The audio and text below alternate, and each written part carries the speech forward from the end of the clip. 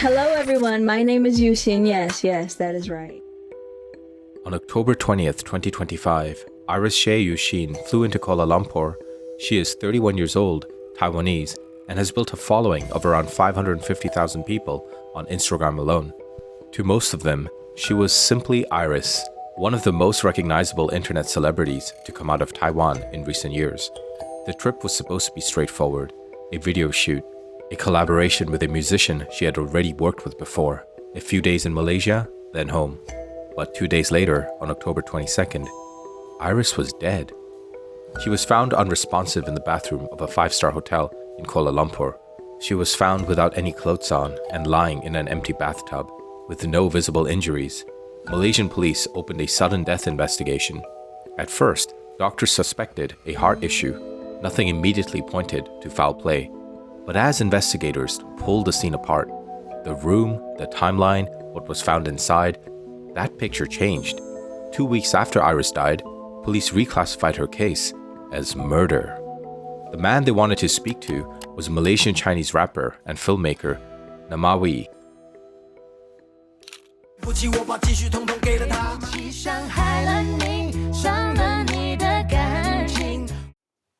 That's the magic of the song. It's about when we are telling the truth, we didn't mean to hurt anyone, but someone, they just get hurt. He was the last person known to have been in that room with her. Officers had already found 9 blue pills at the scene, weighing a combined 5.5 grams, and Namawee's initial drug test had come back positive for 4 controlled substances. Online, the case exploded. Was Namewee involved in her death? Was he covering something up? Or was he being framed, set up by political enemies, or used as a scapegoat to protect something far more powerful? Theories spread fast, and they got wilder by the day. Today, we're going through what actually happened, what the evidence shows, what remains unanswered, and why, as of now, nobody has yet to be charged with killing Iris. Iris and Namewee had a history before the trip. They crossed paths in 2020 when she appeared in the music video for the song China Reggaeton, a track he made with Hong Kong actor Anthony Wong. In the video, Iris and another model played tea-picking girls in traditional floral outfits. She was the standout, and by all accounts, she loved the project. So when Namewee reached out again in October 2025 for another collaboration, she said yes. They flew into Kuala Lumpur International Airport together on October 20th and checked into the same room at the Banyan Tree Resort. On the night of October 21st, they were still working, talking through the details of the upcoming shoot inside the room. Nothing, according to the people at the hotel, seemed out of place. The following afternoon, around noon on October 22nd, Iris went to take a shower. When she hadn't come out after roughly 30 minutes, Namewee says he went to check on her. He found her unconscious in the bathtub. He called for an ambulance and attempted CPR while he waited. One thing stood out immediately to investigators. The bathtub was empty. No water. Iris was lying in a completely dry tub. After the incident, Namewee went online and complained that the ambulance had taken nearly an hour to arrive. Malaysia's health ministry pushed back on that directly, releasing dispatch records showing the ambulance left Kuala Lumpur General Hospital around 12:30 p.m. and arrived at the hotel at 12:56 p.m. 26 minutes, not an hour. So we'll go with that as the official time. When the paramedics arrived, Namewee left the room without speaking to them. Hotel security and police provided protection for the upcoming ASEAN summit, which was already happening in the building. Officers noticed his demeanor and escorted him back to the room, and police arrived at the scene around 1:40 p.m. What they found alongside Iris's body raised immediate questions. Male performance enhancers, if you know what I mean, and 9 small blue pills with a combined weight of 5.5 grams, suspected to be ecstasy. Namewee was taken in for testing. His urine screen came back positive for 4 controlled substances: amphetamines, methamphetamines, ketamine, and THC. He was arrested that same day. When Iris's autopsy results came back, they found no signs of physical trauma or assault. No bruising, no wounds, nothing that pointed clearly to a physical attack. There was no direct forensic evidence linking Namewee to causing her death. He was charged instead with drug possession and consumption on October 24th, and he was released on bail of 8,000 ringgit, and the death investigation continued under the classification of sudden death. And for about 2 weeks, that's about where everything stood. Then, on November 4th, Kuala Lumpur Police Chief Datuk Fadil Marsus held a press conference that changed everything. He announced that the case had been reclassified. This was no longer a sudden death investigation. This was a murder investigation, because new evidence had emerged that suggested that Namewee and Iris had a relationship that went beyond professional collaboration, possibly far beyond it, because police believed that Iris may have used drugs in that room and had been essayed and been intimate with Namewee before she died. The empty bathtub had become a serious point of suspicion. Investigators were now working on this theory that Iris did not die in the bathroom at all, that she had died on the bed, and that someone had moved her body to the tub afterwards. Namewee was now formally a person of interest in a murder investigation. But then he disappeared.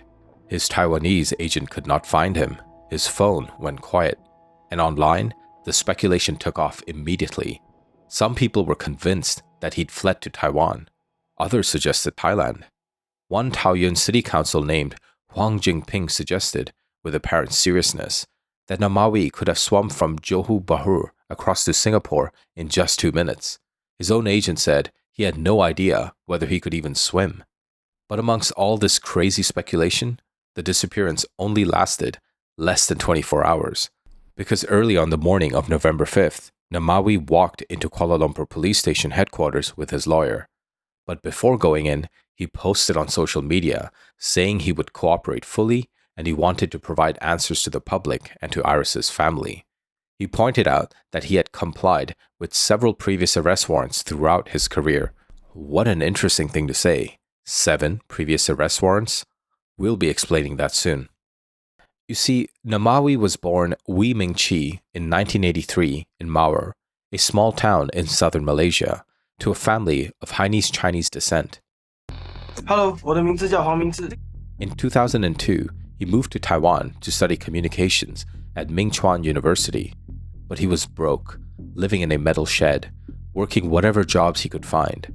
Then, in 2002, he uploaded Nerakuku, a parody built on Malaysia's national anthem, sharply critical of the government's corruption and racial discrimination. This went viral. It also got him charged with insulting the national anthem. He issued a public apology. He was 24 years old and had just discovered exactly how much power a controversial song could generate. And he never really stopped. In 2009, he was sentenced to community service after filming himself cursing out staff from the National Power Company following a blackout. His song, Oh My God, got him arrested for allegedly insulting religion. In 2018, the Chinese New Year song, Like a Dog, drew accusations of disrespecting Islam, and in 2021, a post offering advice to the Taliban got his Weibo account banned, making him the first Malaysian artist blacklisted in China. Later that year, Glass Heart got him banned a second time. That was the end of his mainland China market career. But through it all, the career kept going. Films, albums, 9 Golden Melody nominations, a Golden House nomination. He was definitely popular. And he is, depending on who you ask, either a fearless voice for the marginalized or a professional provocateur who hides behind satire when things go too far. Probably some of both. But the point I'm trying to make is that 7 arrest warrants in a career like that is not surprising. What is surprising, though, is walking into a police station as a person of interest in a murder investigation. That's something completely different entirely. And referring to one of his previous albums, Asian Homicide, the irony was not lost on anyone. Before we get into what happened inside the police station, it's worth talking about who Iris actually was. In cases like this, victims often get reduced to the most sensational details, but Iris was a lot more than this. Iris was a trained nurse at the Central Taiwan University of Science and Technology. She studied healthcare, learned CPR protocols, and was qualified as a nurse. That background mattered to her, and she started talking about it openly. Her first viral moment came in May 2019, when she appeared on a Taiwanese variety show and demonstrated CPR techniques while wearing a blue top. People called her the nurse goddess, and it stuck. She leaned into it, not by abandoning the nursing side, but by building a brand that put the two things together. From there, she released a photo book called Angel's Heart. She grew her following across platforms, and in January 2020, appeared in Namewee's China reggaeton music video, a prospect she reportedly loved. By 2022, she had joined OnlyFans and climbed fast, landing in the top 0.05% of creators on the platform. According to her, working on her OnlyFans was hard work, but depending on who you ask, this might be complete nonsense. In a post from May 2025, just months before she flew into Malaysia, she wrote about all her accounts being deleted and having to start over. She said every follower who found her again was proof that she had not given up. Then, the 2024 IKEA incident, filming content in a showroom, casually removing her underwear and using it as a hair tie on a display bed, was exactly the kind of stunt that got her into tabloids, while making many of her fans extra interested in her. She knew exactly what she was doing, following this viral trend all over TikTok and Instagram. Her days as a nurse were long gone. The person who got on a plane in Kuala Lumpur on October 2025 was a very different adult content creator, something she had worked hard to build and rebuild. She had worked with the Namewee before and trusted him enough to do it again. She was 31 years old. After surrendering on November 5th, Namewee was held for 9 days. 6 separate police units questioned him, with sessions running over 8 hours a day. Every detail of October 22nd was pulled apart and cross-referenced. After all of that, they still couldn't find concrete evidence directly linking him to Iris's death. On November 13th, he was released on police bail, required to report back on November 26th. The murder investigation remained open. The drug case, though, had a life of its own. A throwback to 2014, when JC Chan, which is Jackie Chan's son, was arrested in Beijing for drug offenses. Namewee posted online listing reasons why musicians should stay away from drugs, concluding they offered no creative benefit, and he was quite vocal about this. But 11 years later, he was sitting in a courtroom facing possession and consumption charges for drugs found in his own hotel room. He denied everything, said online that the truth would come out when the final reports were released, and the next hearing was set for December 18th. On December 22nd, that truth did come out, and it wasn't what most people expected. The full toxicology report on Namewee's urine came back completely negative. No drugs. The preliminary screening had been wrong, or at a minimum, could not be confirmed by more detailed analysis. The Kuala Lumpur Magistrates Court granted him a full acquittal on the drug consumption charge. The prosecution withdrew it entirely. But the possession charge, those 9 blue pills, they remained. Hearing for January 19th, 2026. If convicted, Namewee faces 2 to 5 years in prison and 3 to 9 strokes of the cane. But the murder investigation was still open, because Iris's full autopsy, not the preliminary one, and her toxicology results are still pending. The official cause of her death is still unknown. And while the official investigation continued, another story was developing online. On November 2nd, Taiwanese adult film actress Wawa, or Wang Xiu-cheng, known as Taiwan's best AV actress, posted publicly about her own experience with Namewee. She said they had met during a music video in 2019 and stayed in contact. In March 2025, 7 months before Iris died, she traveled to Malaysia at his invitation.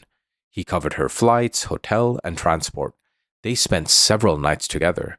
During that trip, she said he offered her a drink called Happy Water. It was a colorless, odorless drink, something you wouldn't identify just by looking at it. He told her she was special, that this was their little secret, and that would make the experience so much better. So she drank it.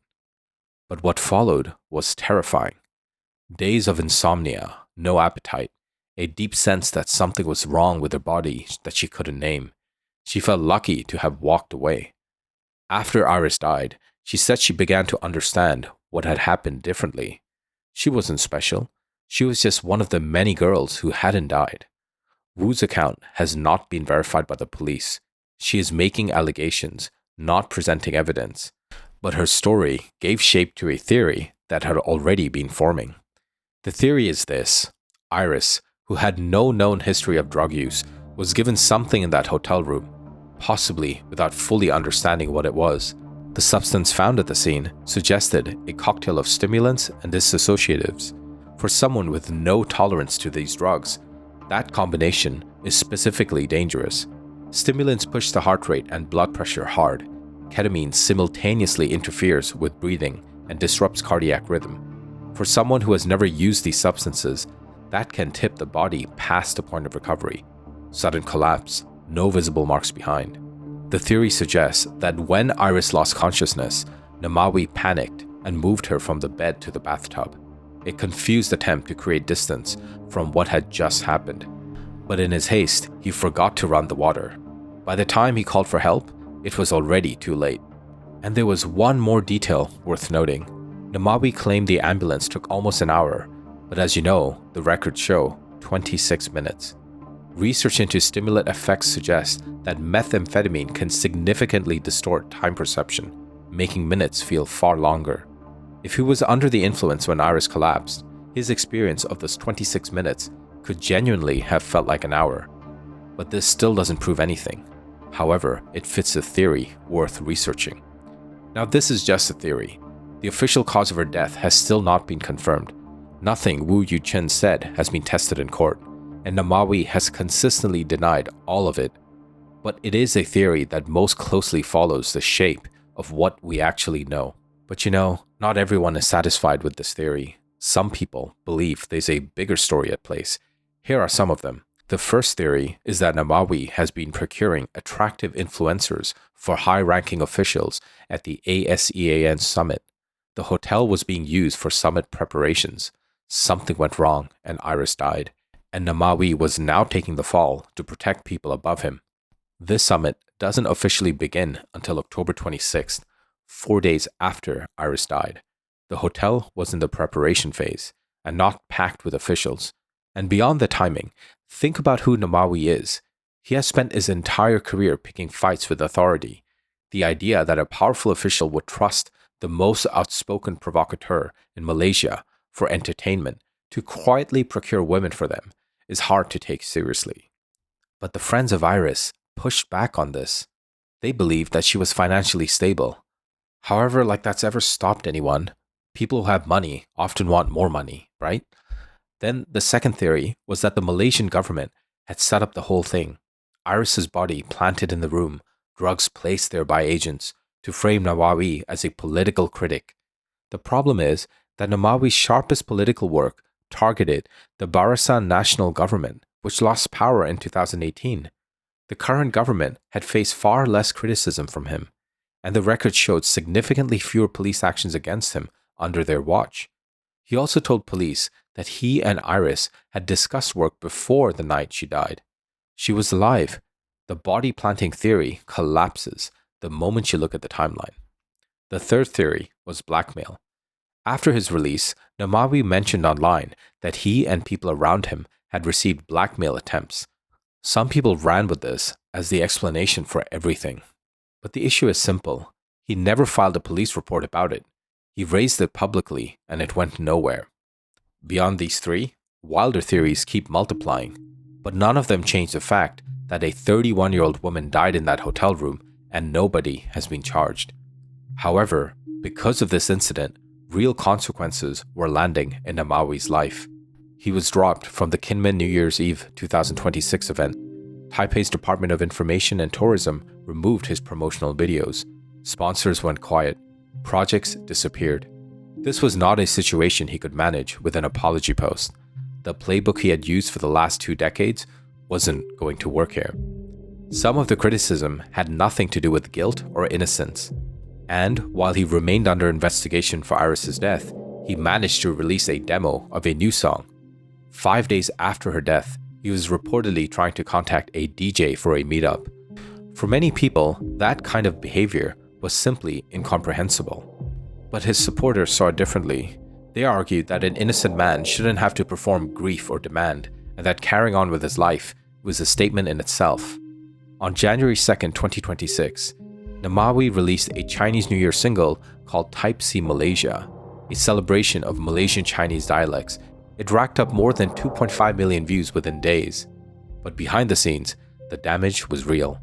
In late December, he posted an apology to fans for failing to release a new album. The first time in 12 years he had missed his annual release. The legal cases and everything else seemed to be taking toll on him. So no one can say he was not affected. He said he hoped to have something out by mid-2026. As of early 2026, this case is still open. As you know, there's no official cause of death, and Iris's family still doesn't have an answer. Namewee is out on police bail, acquitted of drug consumption. The possession case still is waiting in court. Still a person of interest in the murder investigation, Namewee is required to report to police regularly, and Malaysia's Attorney General has said there is currently no lead established that Namewee caused Iris's death. But this is not an exoneration. It is a statement about where the evidence currently sits. So, what do I, Victor, really think happened in that hotel room? Well, this is in fact, it's just my opinion, but I strongly believe that Namewee had drugged this woman like he had done countless times before with other people. And despite saying that musicians should not take drugs, he himself is a hypocrite. He has been taking drugs, has been giving out drugs, and when Iris had a reaction or she was ODing to this, and after she passed away, he panicked and put her in the bathtub and tried to make it look like she drowned, but forgot to turn on the water. Yes, I think it is indeed this stupid, but let's see what happens, because if this is indeed what happened, then he should at least be charged with second-degree murder. But what do you guys think? Let me know in the comments. Until then, I ask you guys, please subscribe and like this video to increase its outreach, and as soon as I have an update to share with you, I'll be sure to do so.